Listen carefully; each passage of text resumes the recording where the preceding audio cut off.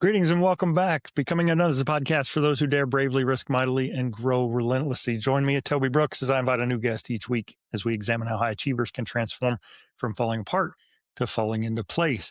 This week, I'm stoked. I've finally got a Baylor guest on here. Matt Sayman joining me. He's the head basketball coach at Midway High School, and he's got a heck of a story. Also an author and a successful collegiate basketball player. So, Matt, thanks so much for joining me. Yeah, thank you so much for having me. Yeah, my boss Wes Knoll kind of put me on the trail. I wasn't aware of your book, and my wife and I were having this conversation last week, and we said, "Remember when I said under no circumstances would I go to Baylor?"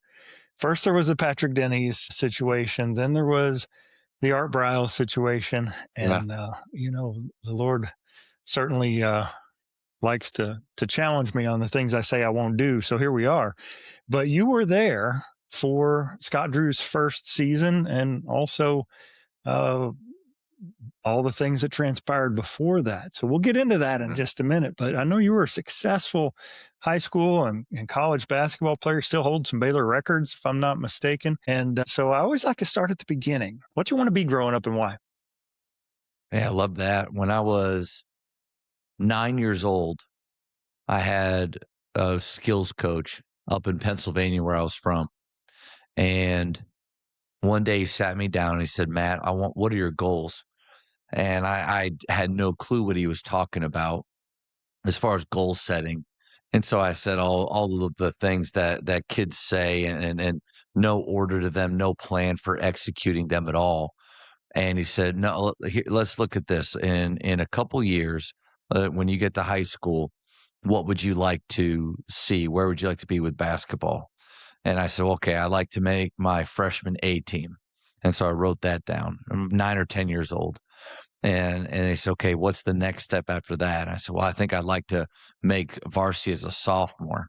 And so I wrote that down. And then the last one was to play Division I basketball and wrote that down. And he had just helped me kind of a step-by-step approach to goal setting that I thought was really unique. Because over the years, I've talked to plenty of kids that say, "Yeah, I want to play in the NBA." Okay, great goal. How do you get there? I don't know. I have no idea. And so there's that approach really helped me as I played a lot of sports growing up, but really loved basketball. That was kind of the thing that I always was doing. That was my main sport, but fell in love with skill work. Pistol Pete Maravich videotapes Mhm. that his homework basketball really got me loving the part of the game that is sometimes boring for players, which is you and a ball alone just doing drills, but it just created this workout over the years called Jamodi that just stands for just a matter of doing it. And it just grew and grew. And then you just kind of fast forward a few years. I'm living in Pennsylvania, but I come down right before my freshman year in high school to go to a basketball camp in Texas. And I met a guy named Tommy Thomas, who was the head coach at the Colony High School. I was about 5'6", 5'7", very average in everything, but pretty skilled and very serious about the game. Told him my 3 goals, and he said, "Matt, that can happen for you down here in Texas."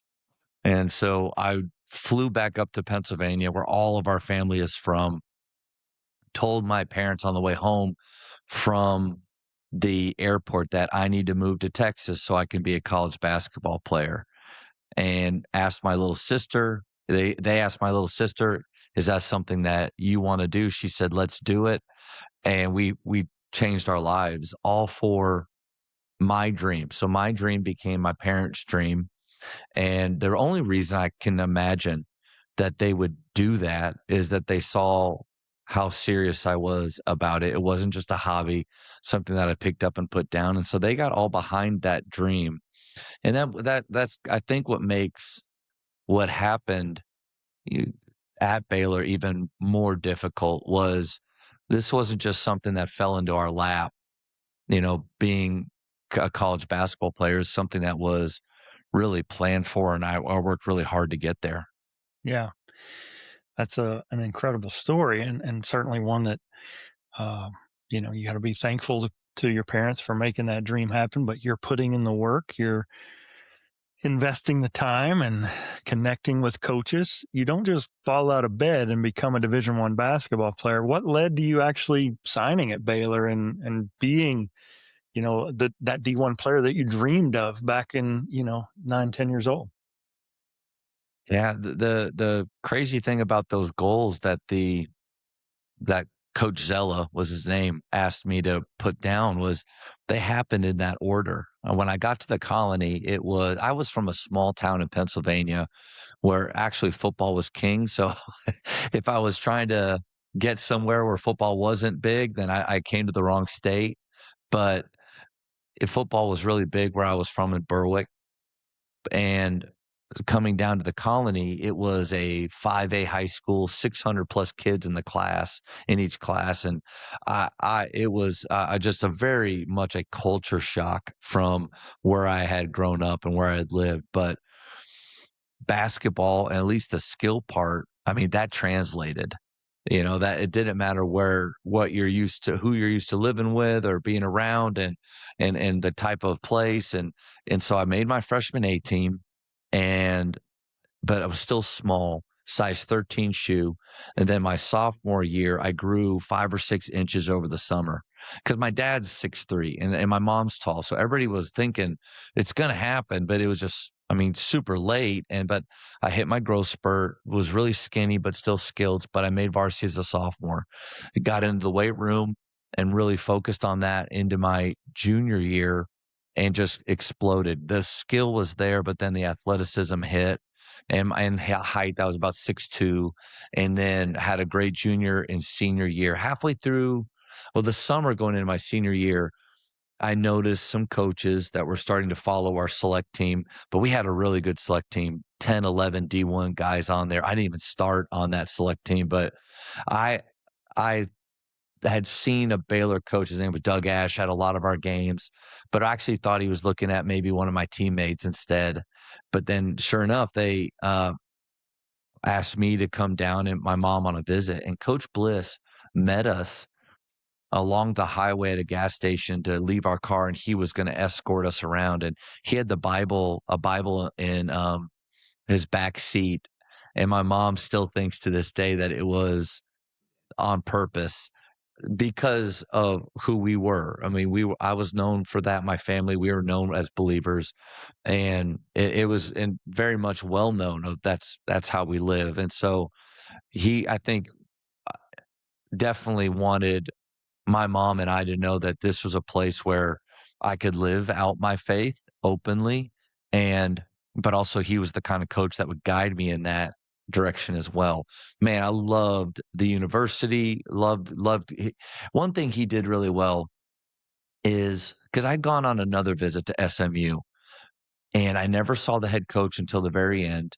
It was very rushed, and I felt like I wasn't their choice.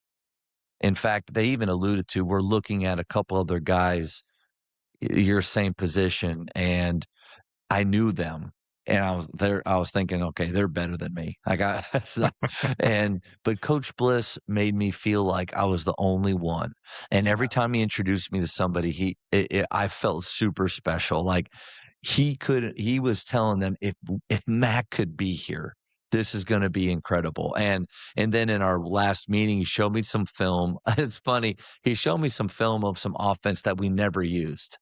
But I don't know if he was trying to wow me or maybe it's something that he wanted to do, but we never used what he was showing. But he sold me on that because I'm not from Texas. I didn't really understand universities down here, who was big and who's not. I knew Big 12 was a good conference, but I just really wanted, I think, to go somewhere that I was wanted, and he told me that I was gonna be one of the pillars of the Baylor basketball program. I mean, what kid doesn't wanna hear that from a coach? And so, on the way home from that visit, I told my mom that I wanna go there, and I mean, tears just welling up in her eyes because she wanted that too. And so, it was really this, the kind of the 9-year-old dream all coming together and it actually happening. Like, what are the odds of that? And especially when I always joke around that I think part of the reason for writing the book was to give people an inside look of what is it like to be a part of a college basketball program, but not as a star, but as a role player, like somebody that just survives for 4 years. Because Zion's 1 year at Duke and my 4 years, I think, are very different experiences and how we were. But yeah, it was really cool to see that happen from a guy that's not athletically special. I'm 6'3", which isn't that tall for that level, and not that fast, can't jump that high. And so how do you actually do it? It's pretty cool to see that God allowed and helped all those things to happen. Yeah. According to my research, you hold a record that I think it's safe to say will never be broken in this NIL era. School record for career games played at 118. So I'm gonna obviously, stop you there. I appreciate you doing your homework, and I did have that record for a few years, but Baylor got so good that those guys back in the mid 2000s, mid 210s were playing into postseason and playing for a long time and for 4 years. So I don't know where I am on it now, but I mean, I have the ball that proves that at one point I did hold it. right. Well, I think it's safe to say that it's wherever you are on that list, it's probably pretty firm at this point. A lot of one and dones. Just Yeah. we see the entire roster turned over last season. There's talk that it might happen again, but regardless, that was a different era, and you were obviously contributing early and often, and have to think that your dreams are coming true. If we were to ask 19-year-old Matt, what's your identity? How would you Hmm. define yourself in that freshman, that sophomore year? What would you have said then before all the calamity started? Yeah. That's a great question. I think I think I would have given you the answer that I'm supposed to say, which is I'm a Christ follower first. I was good at that. I knew the right things to say. I think I knew all of those answers. And there was a part of me, I mean, it was how I was raised, uh, baptized when I was 5. I can't remember a lifetime where we didn't go to church or part of my life and the Bible wasn't a part of my life. And so I would have said that. Now, the honest answer is basketball. Mhm. And the only way I know that now is because when that summer hit, and basketball is kind of ripped apart, I realized I don't have an identity, and the identity that I thought I had, or I told people I had, I really had been walking away from that for quite some time. And I think if you rip open my chest, I think there was a basketball there. And then, the danger of that is, or for any athlete or really any professional. I mean, it could even be a relationship that you hold that's really dear to you, that you're putting that person even on a pedestal to put all your value and effort into a sport, a job, or a relationship. What happens if it breaks apart? Yeah. And I've just learned the hard way that sports will let you down. Basketball, your job, your profession, everything will let you down. And hopefully God puts people in your life that won't, but we're flawed. And so I yeah, I think that's the answer I would have given. Yeah.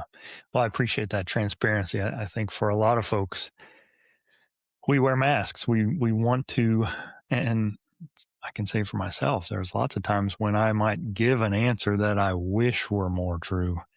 When in fact, if I really got honest and vulnerable and shared the truth in that season, it might be a little bit different. So I appreciate you sharing that. So the wheels start falling off and the unthinkable. I mean, we've got a murder on a college basketball team and the coaching staff implodes. The program is in disarray. And you're one of the few, the title of your book, The Leftovers, and the subtitle there, Baylor, Betrayal, and Beyond. Um, so talk me through that season and what it was like in Waco and what it was like inside the basketball program, and maybe what Matt's thinking at this point. Do I transfer? Do I stick it out? Like, what are you thinking in that season? I think just to rewind a little, it was what made it even harder was the direction we were heading. NIT my freshman year, and so I already got a taste of postseason. Like, this can happen at Baylor with Coach Bliss. We were super young my sophomore year, but competitive, older and super competitive and right on the edge my junior year. But everybody feeling and knowing like we're about to do this. You got role players like me, RT Gwynn, Terrence Thomas, that were going to be seniors. You got future pros like John Lucas and Loris Roberts, and Kenny Taylor was our best shooter. I mean, it's really coming together, like kind of looked at that we could be in the top 4 in the Big 12, which is top 25 usually, which means March Madness, which I'm a Duke fan and always grew up a Duke fan, went to Duke basketball camp and practiced Christian Laettner's shot out in the driveway falling into the snow. You're And it's breaking my like, heart right now, Matt. I was a Kentucky fan growing up, so that turnaround jumper at the free yeah, throw line is but stuff of nightmares for me. all those great March Madness moments, filling out brackets over the years. And, when you and I are talking right now, it's coming up this weekend. It's still it's the most special sporting event to me, that we have. But to be a part of that is the ultimate goal, I feel like, of every college basketball player and coach. And so it was about to happen. And it was a Friday afternoon. I had just come in from playing sand volleyball out of Sterling. And so it was every day was pretty much in the summer, a little bit of class, weights and some basketball, and then sand volleyball. And it was just such a sweet time, living the dream. That's what I felt like I was doing. And one of my professors called and said, "Man, what's going on with your team?" And I was like, "Oh, I don't know. Like, what?" I played with a lot of knuckleheads, I think is a nice way to put it, over the years. And he said, "No, you need to turn on the TV. They're talking about that their Baylor basketball players missing and a possible homicide, and that Baylor basketball players might be involved." And I had lived a pretty charmed life to that point. I can't remember a significant death in my family. Parents were still together. This idea of I have this dream I have for basketball, God in my mind was making it all happen the way that I wanted. Kind of my own theology of like a genie. And this was the first time that that was derailed or there's a hiccup in it at all. And over the course of that summer, it was 2 months. What if 2 months of new revelation after new revelation and learning right along with everybody else what it felt like. Yeah, it was the world, because fast forward to I'm after my senior year in Baylor, I'm playing in Iceland. My first practice there, one of my teammates asked, "Where'd you play?" I said, "Baylor," thinking that they've never seen a Big 12 player before in Yardyvik, Iceland. And they said, puzzled look. He goes, "Don't they kill people there?" Oh wow. And so like that story followed me. But yeah, that summer, I wanted to get out of Waco. Waco, to me, I loved being on campus. In fact, at that time, what's that movie where Van Wilder, it's not a great movie, but he was on campus for 6 or 7 years and was like, "I love it here. I'm gonna keep staying." That was my vision of grad school and just staying. I'm just gonna stay here. I love. And so but that campus just started to close in on me and my teammates. It was no longer about basketball. It was, "What do you know? What can you tell us?" I'm driving from Dallas back to Waco, and I get a call from New York Times. That'd be really cool if they were wanting to know about our team and how great we were gonna be, and what's it feel like to be in a top 25 team? No, it was, "What can you tell us? What don't we know yet?" I would go to the Student Life Center, the SLIC, and which I'd done felt like thousands of times, and there were news crews waiting out there. I don't think they knew I was going to show up, but they saw me, and then that was their chance to talk to an insider. And another thing formed, which was, and I get it, like I get why Baylor and our media guys wanted me to do it, because I was the only one that was a 4-year guy, and I think the only one that they trusted would say the right things, because they needed somebody at that moment to be pro Baylor, pro the basketball program, excited about the future. But inside, I was the exact opposite.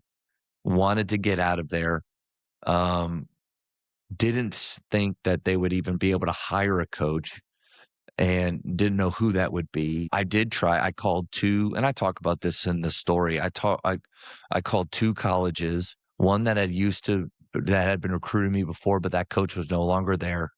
And then I called because a buddy of mine that we had gone to Baylor together, Logan Kosmolsky, he had played for 2 years, went to Davidson after his sophomore year. I begged him to stay.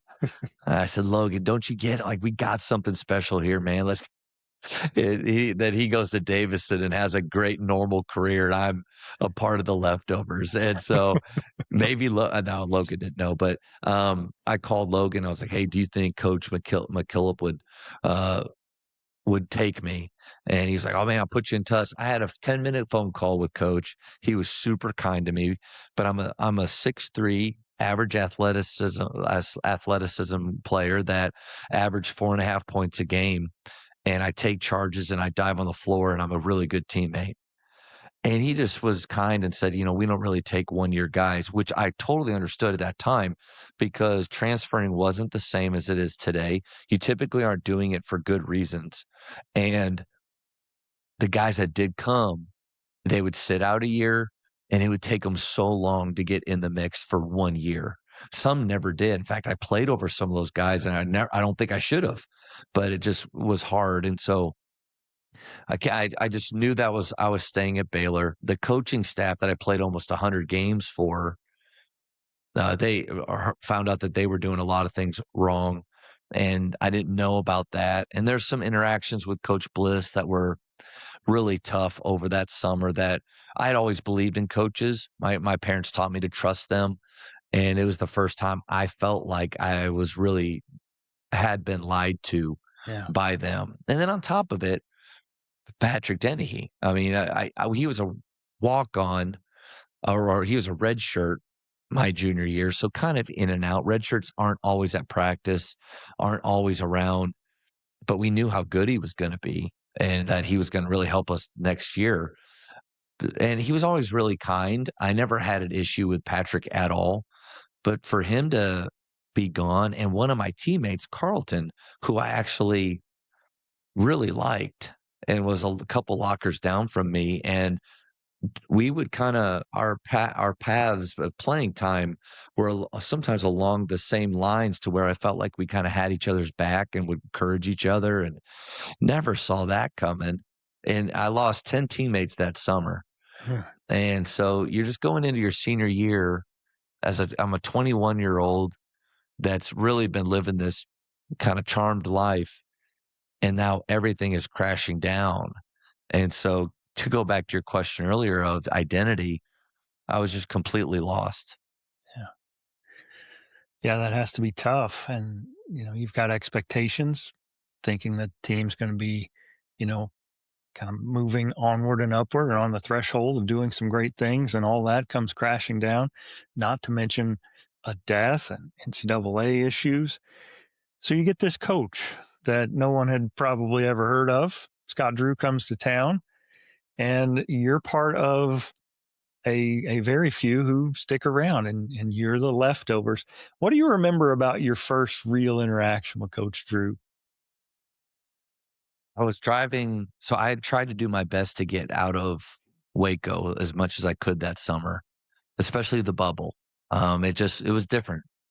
There's even there were news stories interviewing other students where they were frustrated because of what basketball players had done, because it was another stain on our university.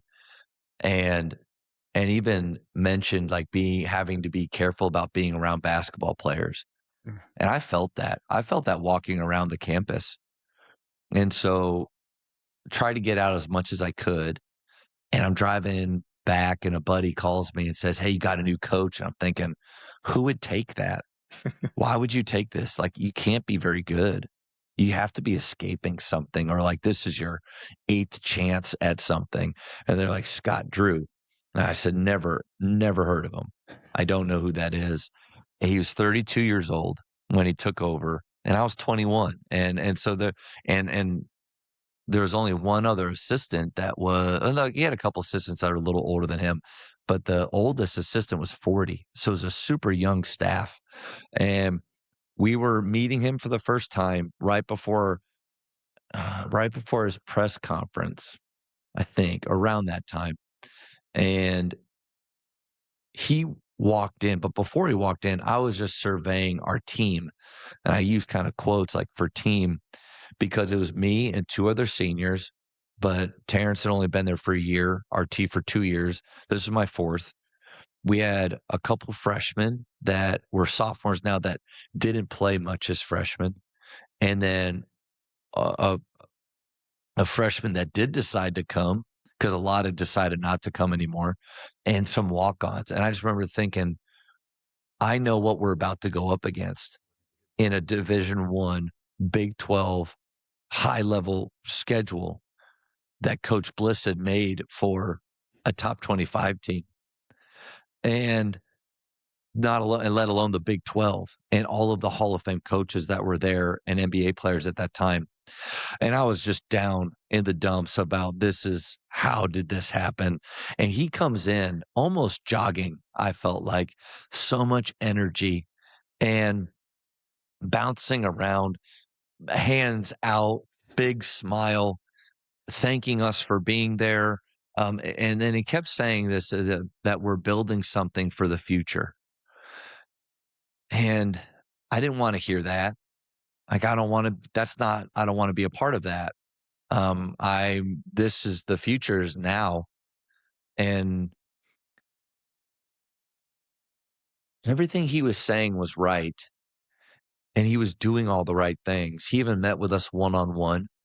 And when he met with us, for me, he was thanking me and asked me to be even a bigger leader and to go out and meet with the guys one on one and to really get them on board. And the tough thing is I became used to being the guy that the coaches are all just happy with and don't have to ask me of anything or tell me anything. I show up and I work really hard. I give them my best. I'm a leader when I'm there, but I don't hang out with guys outside of basketball. And it kept me out of the police investigation. I only had to go once because I didn't really hang out with them that much. But that just wasn't my thing. I had other friends. And why are you asking me to do this? Like, to spend more time with guys that for something now that deep down I don't think I care much about. And so I was very guarded. And I've told him this, so this isn't new, and I apologized over the years to him.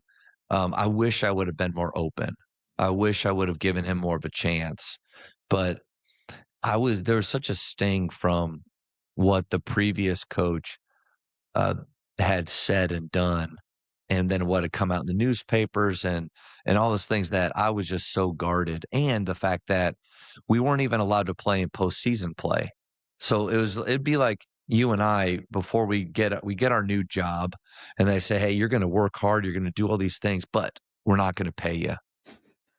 Where do you sign?" Like, I'm not doing that. And Yeah. so before but then I had to be up in front of everybody talking in front of the media saying, "Hey, happy to be here. Glad that Coach Drew is here. Excited for this season. We get to go to Hawaii. That's fun." Yeah. But all in my head, I'm thinking none of it matters. We don't even if we were hypothetically had been good, we couldn't play. And as Doesn't somebody matter. that was just working, like, that was to me the big carrot at that time. I didn't want to play after college. I was planning on going to grad school and staying on staff. Yeah, it just wasn't the picture that I thought. And even the start that year, it was just rough. Yeah.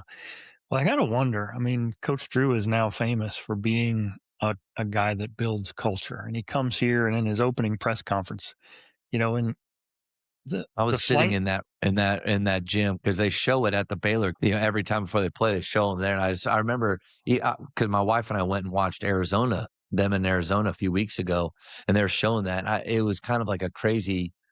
I was there, but what a different mindset I had at that moment. No, I mean, the flames are still kind of burning around this program, and here comes a guy that, again, you hadn't heard of, young, full of energy, but still unproven largely, and he's Yep. talking about winning championships. And not just Yeah. conference championships, national championships. And it ends up being prophetic, like it does happen. But I have to wonder, was that an eye roll moment for you? Or were you thinking Oh, like, almost a laugh out loud in my mind. Like, are you coach? Like, that's not happening, man. yeah, And it was just because we were so talent wise and even depth so far from that. In fact, the team that I thought like that was last year's team, the team that we were supposed to have could possibly do that. And another thing too is I think you mentioned culture. I think Coach Drew was on the cutting edge of how a majority of people talk about being today or want to be today. He was doing that we had music in practice. I remember walking in like, what are we doing here? Why are jock jams in practice? This isn't serious. They're beating drums before games. Tang is beating a trash can they're jumping up and down. They're doing things. They're hugging. They're smiling.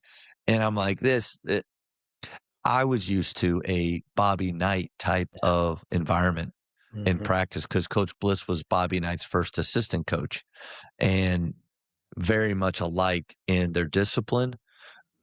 My first my first practice with Coach Bliss and Coach Drew could not be more different. Our first interactions. Coach Bliss literally looked at us and said, "I'm not your friend. You have enough friends. I'm here to coach you basketball." And then he said, "Baylor here, you're here." And he had this huge gap in between the two. And it was like, okay, we get it. The assistants and Coach Drew and the assistants were way more. They were positive. They were physical with like hugging and touching. And I mean, I don't know if I ever hugged Coach Bliss. Like, just I don't even know what I mean. A couple handshakes, and it was just such a different dynamic that now, like, that's what I try to do with my players. Like, I want that, and I think it's become way more popular, but because of the results that it has, of that type of positive culture where people feel like they're cared for. It's just not what I wanted, which is silly because you should want that. But when I mean, 3 years, well, over 1,000 days of hard-nosed, fear-based leadership, yeah, you get used to that, hmm, almost to the point where, like, this is serious. You're not a serious program if you're not doing that. yeah.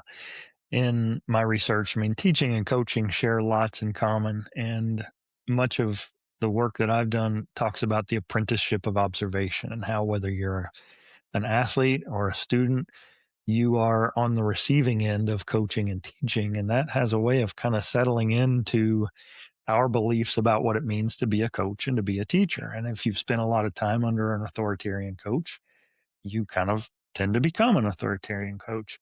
And a lot of judgment comes in when we experience someone that's different from our own. So I have to think that yeah, Coach Drew is known for building culture, but for you it was a culture shock, and maybe not in a good way initially. So you managed to make it through that season, and uh, basketball's over. Lots of times in this show we talk about that transition, and you mentioned you played professionally. So talk me through where you were psychologically when your collegiate playing days had ended and Yeah. you're considering what's coming next. Well, and if you don't mind, just to kinda jump a year back from that moment when it was over, because we talked a lot about identity earlier, and when basketball was the thing that I was working towards and pursuing, and then when that wasn't that important anymore, yeah, I think athletes or competitors in general are always looking for an outlet for that. Michael Jordan, he kind of every once in a while, an article will come up where he just talks about how empty he is because he has nowhere to place that competitiveness, and nothing feeds it, not the golf, not the gambling, not owning teams, not anything like playing did for him. And so when that I'm not that level of competitor, but a competitor, and when it's not, I don't find joy in that or any interest. Well, you have to put that somewhere, and I put it into the party scene, Yeah. and that had never been a part of my life up into that summer. Now, I mean, I had when I turned 21, I started to maybe, it's kind of funny where you can kind of see where sin creeps in little ways. It had kind of been creeping in, but very subdued, very not the same, but then blew the doors wide open on that all season long. It was my idea of I'm just going to keep having fun off the floor, do whatever I can to find some joy, to laugh a little bit because we're losing. This isn't fun. This doesn't make any sense to me. And even though in that season, the Leftovers book for anybody, it's not depressing. It's an underdog story because we end up halfway through that season. My teammates, Terrence Thomas, he's the hero of the book, of the story. We band together and we start to buy into this Coach Drew idea of every night's our championship. Um, let's enjoy each other. Let's play hard for each other. Let's come together. And we do that. And we end up being really competitive in a Big 12 that where we have no business being. I mean, there were, I think at that time, 7 or 8 Hall of Fame coaches, in there in that league. And we beat some teams. We beat A&M twice. We beat Iowa State. We were up 14 at Oklahoma with Kelvin Sampson, and we lost that game. But so many great moments. But after that season, but the thing is, even when basketball got good, those habits didn't go anywhere that I developed. And so I just think kind of basketball and that those habits kept moving along. Well, by the end of the season, and I after that Oklahoma game, on the back of the bus on the way home. We're up 14. We end up losing because inevitably we just got tired, like we did every game because we're playing 6 guys and we're role players. And I was so done. I wanted nothing to do with basketball. And so about 2 months go by. I don't touch a ball. And then just happen to be up at the Student Life Center, Slick, and there's basketball. I'll go play a little pickup. And just one game of pickup. And I was like, oh man, I'm not done. I want to keep playing. So went over to Iceland, and Coach Driscoll helped me get that. One of the assistants helped me get that because I was a hard sell for pro basketball. I averaged 8.5 points a game my senior year, but I was playing 38 minutes. Like you should average more than that if you're good. But I had some assists, and I was a bigger sized point guard. And so I went over to Iceland and really threw myself into training 3 times a day. It was so much fun. And the Icelandic people were incredible. In basketball, there's a big difference from Big 12 play where those guys were all more athletic. All of a sudden, I was the athletic one. And so I was playing really well. And my my off-court habits though followed me there. And we had an apartment that they had given me to live in. And one night we had a really big party there. And the owners of the club came to me and said, Matt, you can't do that again. Like, that's not what this is up for. And I was just so arrogant, lost, just thought I'm invincible maybe. And uh, a couple nights later had even a bigger one. And the next day they came and handed me a plane ticket. And at that point, I was averaging a triple double. We had won the Icelandic Cup. I had offers to go to other European countries and play, but I wanted to stay in Iceland where I was because I'm a loyal guy. And they asked me to leave, and I completely understand why they did. When I came home from that, I was about 22 then at the time, and completely lost. I mean, I went to Abercrombie and Fitch and was a manager there for a year. I kind of a Baylor degree. I played college basketball and I'm folding jeans. No offense to people in retail. It was just I just didn't know what to do. I tried 9 different jobs in about 3 years, and then luckily, and I think it's a God thing, but a guy, my high school coach called me and said, "Hey, there's a guy that's opening a gym, wants a director of basketball operations in Dallas, and you should go meet with him." And I did that, met with him, and then part of my task there was to create an 8th grade boys select team for his son. And that group of boys, coached them. It was my first time to ever do that, and I fell in love with it. And so that was kind of my journey from playing to being lost for about 2, 3 years almost, and then getting in 2 years and then getting into coaching, at that point. Yeah. What a story. What a journey. Literally around the globe. You're seeing kind of some consequences of sin that had creeped into your life. At that point, where were you spiritually, and how was your faith helping or maybe pulling you in different directions? Yeah, I was completely running away. Just wanted when I say nothing to do with it, there's a tremendous I felt tremendous guilt for how I was living. But then the anger of why I was there, it was misplaced. I took no responsibility. It was all about how could you let that happen? And then really trying to drown out that Holy Spirit feeling of what you're doing won't fulfill you. It Right. won't work. You're trying to escape this, but it's not gonna go anywhere. And I knew that's where it's kind of like I'm so thankful to my parents for raising me the way that they did and giving me that foundation and for Christ coming into my life at a young age because even though I went a poor direction and made some bad choices, I always knew what I was doing was wrong Yeah. and that this wasn't the life that God had for me. Mhm. But there was that anger piece of like, well, then why'd you let that stuff happen? But that's not how that's not how it works. And Right. that's that young person's idea of who God is or what it is to be a Christian. And what I wish is I could go back to that time when that all happened and really figure out, okay, God, what can I learn from this? How can I be a light during this time? How can I serve others? How can I help others that are struggling right now? I did none of that. I became completely selfish and only focused on my happiness, pleasure, and joy. And man, that will take you down Yeah. horrible roads. So, Mm. really, from that summer to my 30th birthday, I was a high school coach at the time, varsity assistant. And I wish I could apologize to some of those early on players because I was good at the basketball part, but didn't horrible at the culture part. I was way more like Coach Bliss early on and just really angry and transactional, not transformational, which is I think what we want to be as coaches.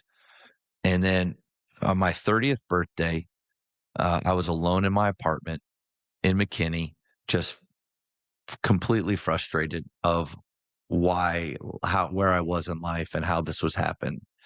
And ended up I hadn't been to church in years and ended up the next Sunday going to a random church in Plano that I didn't attend. I just drove by it and I knew it was there.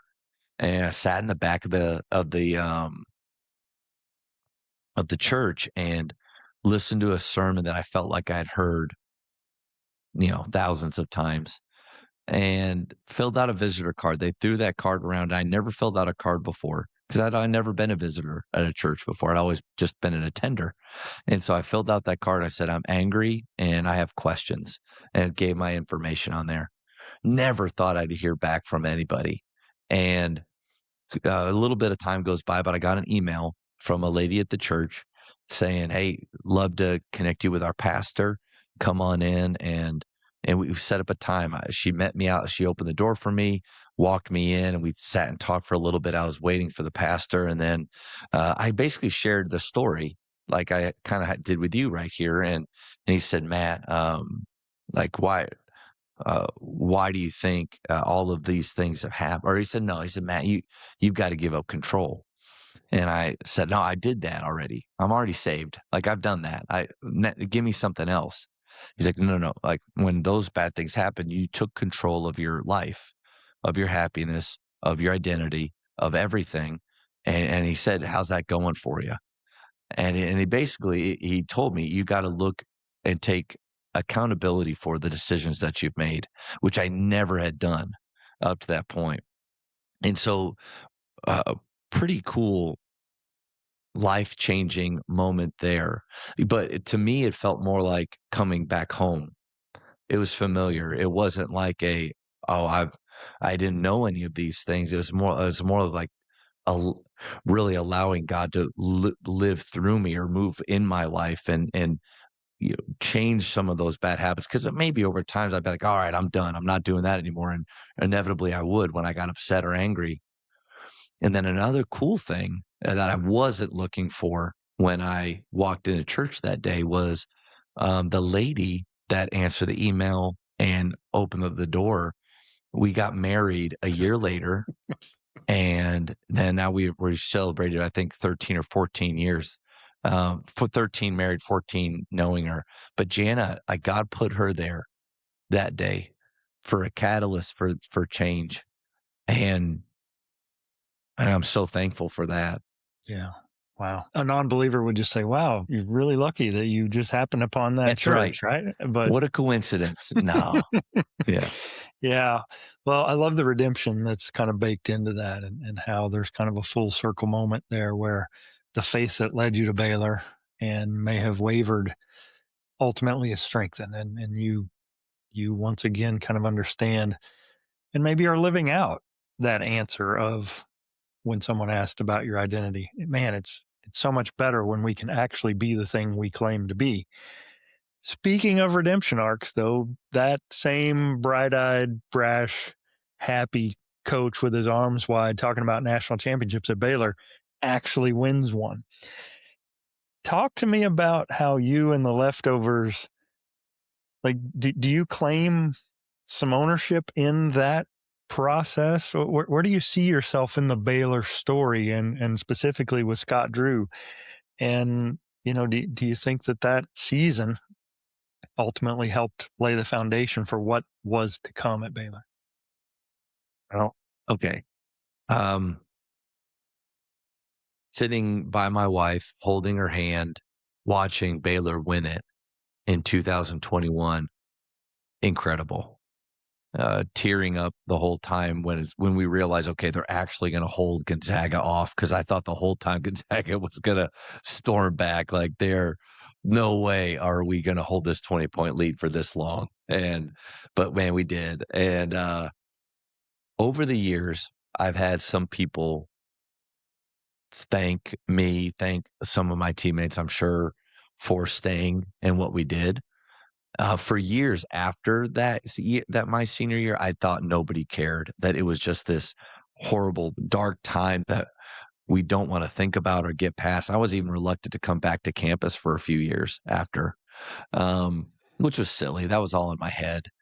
And a few years after, I think maybe 2008 or 2009, I'm not sure about that date, but I was going to American Airlines to watch Baylor play Gonzaga, actually, and early on in their year. And Pastor Weibel, I saw him. He was our chaplain my senior year. And I saw him and he gave me this huge bear hug and he said, Matt, look out at the floor. And at that time it was Perry Jones. They had future NBA players already. It was probably 2010 or so, but and he said, look out the floor. And he said, this wouldn't be possible if not for what you guys did that year. And it's been cool to hear that. It's humbling to hear that. Funny thing is Terrence it really took the situation that happened to us back then, and he made his life better from it. He's stayed connected to the program.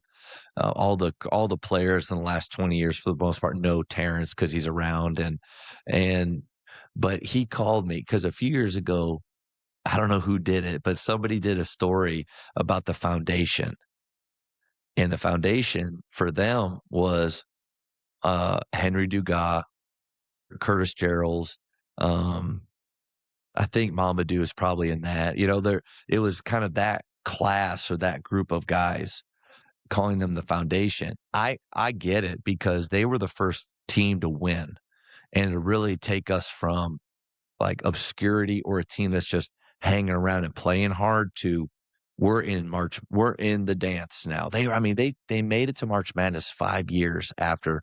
That's the testament to Coach Drew and his staff, how incredible they are at building teams, getting guys to come in and building that culture that people want to be a part of after we've only had 6 dudes and all that scandal, 5 years. It's incredible. But Terrence called me. He's like, "Can you believe that? We're the foundation. We are." I said, "Terrence, like, I appreciate that, buddy. Like, I think only you and I care about that, you know?" Like, but to be a small part of that championship is is humbling, really cool, especially when that year, for almost the entire season, I thought it didn't matter. I didn't think what we did would ever mean anything to anybody. And over the years, I've just found that to be so false and that people really do care that we showed up, we played hard, we were coachable, we believed in each other, and we competed. Yeah. And I think Terrence is right in the fact that I think we've gotten our just due. Like, I don't think we're owed anything else. But no, we were definitely a part of it. And then other Baylor guys they just took it to other levels with all of the winning. Even before the championship, our program had a 10-year run or so that was just incredible. Yeah. Again, talking with Matt Sayman, he's the head boys basketball coach at Midway High School here in Waco, and also the author of The Leftovers, Baylor, Betrayal, and Beyond. Matt, talk to me about how this idea to write the book came about, and what was that process like for you, and how do you feel like your life up to that point prepared you to be an author? Man, I love that, and I don't talk about this a lot, so thank you for asking that. Never once dreamt to be an author. Truly, my only goal as a young person was to be a college basketball player. I had no plan B. There was nothing after that. When I was asked to take what major, I just asked what my roommate, what he was doing. Hey, give me all of his. I literally for 2 years had his same schedule. I think he was so sick of me because and then I even when they said you have to choose a major, I asked some of the seniors on the team, what should I choose? I said, "Oh, speech communications. It's the easiest one." So I chose that, and I had nothing besides basketball, and never thought of putting a book together. And then I was at Naaman Forest. It was my first high school coaching teaching job, and somehow somebody had recommended a book called Life at the End of the Bench by Alan Williams. And it was about or it's called The Walk On Life at the End of the Bench. And it's about his 4 years either at Wake Forest or Georgia Tech. I'm not sure which one, but 4 years in college. And I'm reading this and it's like speaking right to me of this is your same story.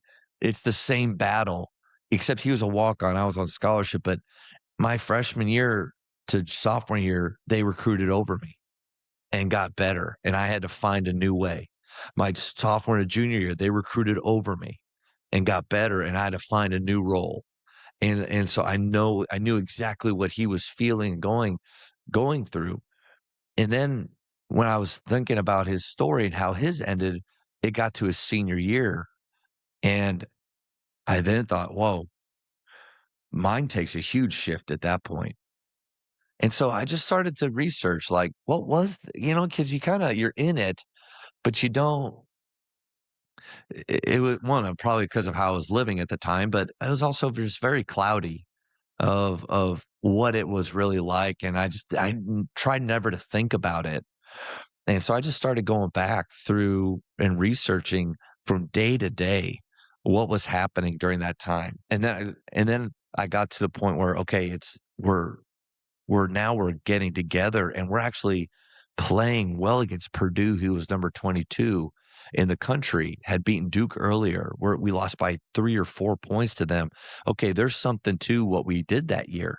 I mean, really going back through the story, I would encourage everybody to kind of do that. Maybe not in a book form, but look back over your story. I was able to really see a little bit more of the path of how I had gotten to where I was, so I wanted the book to be really three things. One is for the kid that wants to be a college basketball player. Okay, what's the blueprint? And you're not Zion. You're not 6'8" as an eighth grader. You're average. Can you do it?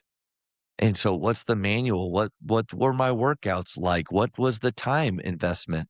What did my family and I sacrifice to do that? And then all through high school. And then what's it like to actually survive at that level and not be a stud and just make it? But be able to kind of create your own role and that role shift because my freshman year, I scored a lot, or not a lot, but I scored. Sophomore and junior year, I barely shot. I was a defensive player. So you kind of have to morph and move. And then the leftovers part. But the funny thing is until Jana, I really didn't have an end of the book because it would have read like this, like, how do you get to college? Okay, how do you survive? Ooh, this leftover story, and then, oh, but he's still miserable now. Like, he's still broken now Yeah. and searching. And then Jana, and then that was it was able to have an end to it of, okay, looking back, I see how God's hand was still with me through all of those times, still with our program, with everybody involved.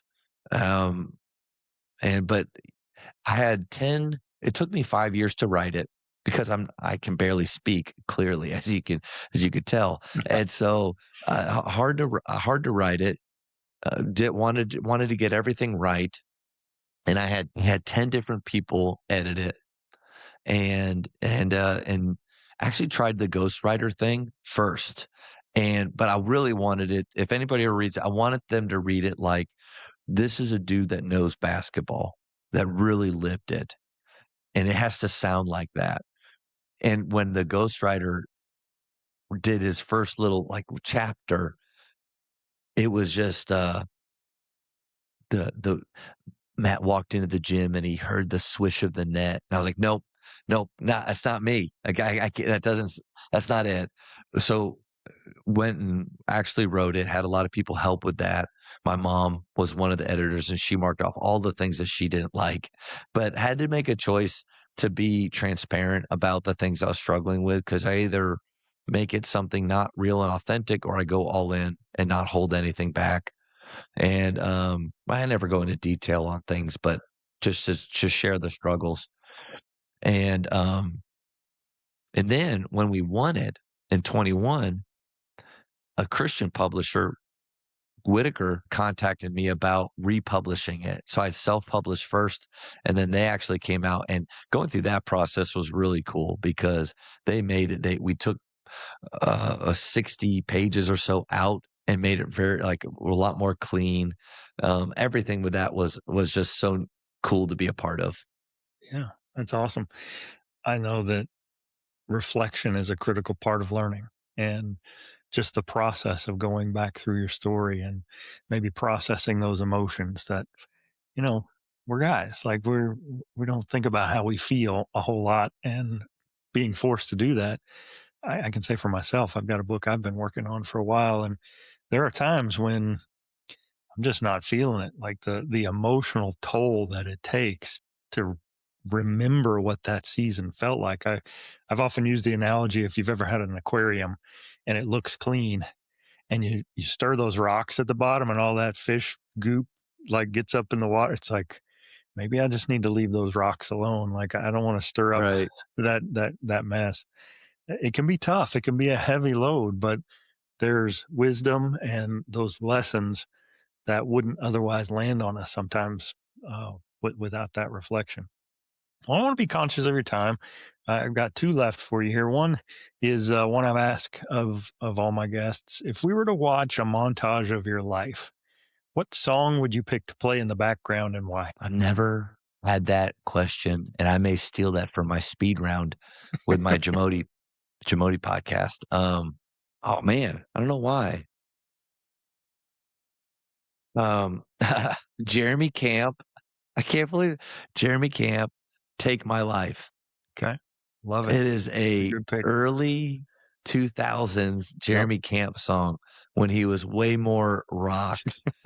Um, but there's so many it's like because there's a fierceness to that song, and when I was a player, I was in Iceland, they called me Matti Skrati, which means Matt the Devil, which don't like that part, but it's because I had a brand of playing that was fierce and intense. And then with coaching, I have to kind of be careful with that and not to let that guy out sometimes but in the right way. But that song, Jeremy Camp, Take My Life, a lot of great moments in that. Yeah. Yeah, I give it all to you. He says that repeatedly, and I like that. Yeah, no, that's a jam. I have a playlist that I put together with all of my guests' picks, so you'll get dropped into that mix, and then I'll also drop the YouTube video of that song into the Man, that's episode page. good. That's Yeah. really good. Last one. I know you're fairly new in your role at Midway, but the question I ask of all my guests, the kind of the other one is, what for Matt Sayman is left undone? You know, a few years ago, so I was at Grapevine Faith Christian School for 12 years and that was my first head coaching job. Got to coach my son through high school. He just graduated last spring. And they were doing some interviews there about legacy. And I wasn't trying to be annoying to him, and I'm not trying to be annoying to you either by answering your question this way. But he asked about legacy. What do you want your legacy to be? And I think I just had finally gotten to the point with coaching, with culture, and things like that. I told him I don't worry or care about that. And he kind of went like this. I was like, well, no, no. I'm obviously when it's all said and done, I'd like for it to be a good one. But my only my only focus is on being the best I can right now, not focusing on things in the future that I can't control. And so it's kind of to your question is uh you asked say it again, what's still left undone? Yeah, so Or the idea behind the show is sometimes we can yeah, feel like life is pulling us apart and we are unraveled and we feel like we've come apart and we're undone. But then a high achiever is different from others. They don't just sit in that wreckage. They yeah. recognize that the Lord, or if they're a non-believer, maybe they find something, but they realize they have a purpose left yet unfulfilled. And so Mm, that undone goes from being a negative to it's a purpose that's driving you forward. I love that. And I actually will take that first part of it and I think I'm just becoming. I don't I and I'm becoming the coach that God wants me to be. I'm becoming the husband that he wants me to be. And the only way that I know how to do that is just to try to be faithful each day. So at Midway in my first year, I just tried to do my very, very best to show up and give those guys my best that day. To not leave any moment out and to leave each day thinking, okay, whether we won or lost, successful or not, I gave them everything. I think if I keep doing that just day after day, then then I'll keep becoming. And I'm not trying to be deep here. That's just how I feel because, yeah, state championship would be nice. I don't see myself retiring. I can't. What else am I gonna do? I love coaching and I love basketball. I really just wanna spend as much time with my wife, Jana, as I can. It's my favorite thing to do. And then I wanna continue to grow my relationship with the Lord through daily Bible reading and reading other good books and staying in the word and memorizing more. I wanna memorize more verses and, like, so I don't know, but if I don't win a state championship, I know that that doesn't make me a failure. If I could see it being at Midway for a really long time. It's a great school. This is an awesome place to live, and we've got great parents and great kids, and great students. So it's kind of a unique place. I'm 44, yeah, 44, and I don't really have anything because, well, my childhood dream, I did it. And not many people. There's a great little. This is a side note, but great little video by Randy Pausch called The Last Lecture. And in Mm, that last lecture, he talks about he has 6 months left to live, and he knows that. He's a professor, 6 months left to live, and he does this last lecture about no regrets. What brick walls are really in our lives for is to let us know how badly we want something. And he goes through all of his childhood dreams and how he was over his lifetime achieving them. Even he wanted to be an astronaut, so he went on that plane that takes you up and you're yeah, floating for like yeah, 10 seconds and then comes back down. But all of those things, I kind of feel like I did that. Like I did achieve. I didn't expect to write a book or all those things, but those childhood dreams. So now I just wanna be faithful each day and work really hard. That led me to Midway because if you would have told me in March of last year that I'd be down here, I would have probably said, "I don't think so." So, just being open and faithful to whatever he wants me to do, give my very, very best to whoever he has me leading at the time, and then, man, enjoy all the time I have with Jana. yeah. I'm sorry if that's a boring answer. No, I love it. I think sometimes we can overprogram that answer, and we can be so driven by the assignment that, just like you said about Coach Drew, like win the day. Every game is your champion. I mean, Yeah. those things can add a lot of moments of joy so that it doesn't feel like drudgery. It doesn't feel like something I have to do. It feels like something I get to do. And it's pulling me instead of feeling like something is kind of pushing me as I dig my heels in. So I love that. You mentioned you've got a podcast. I know your book's available on Amazon. So give me some socials. Where can my listeners go to follow your work and stay connected with what you're doing? It's a good question. Um, I am active, and let's see. I think it's on X and Instagram, just at Matt underscore Sayman. You can get the book on Amazon. That's the best way. And then the podcast, yeah, the Jamodi podcast, I've been doing it for 5 years. I put out one episode a week and it's just about leadership and culture, but I interview coaches and leaders. And most of the time they're basketball coaches, but it's just been talk about becoming. Every time I listen or have one of those talks, I feel like, golly, I'm so far from where you can be or where some coaches are, which is okay. Not comparing because that's the thief of all joy, but just knowing that there's more that we can learn and do. But that's been such a fun hobby that Yeah. has ended up really being important. Yeah, tremendous. Well, Matt, thanks again for joining me. Last little bit, I always stitch this in. If you could just introduce yourself and say, "And I am undone." Matt Sayman here, and I am undone. Awesome. I will stop it recording right there.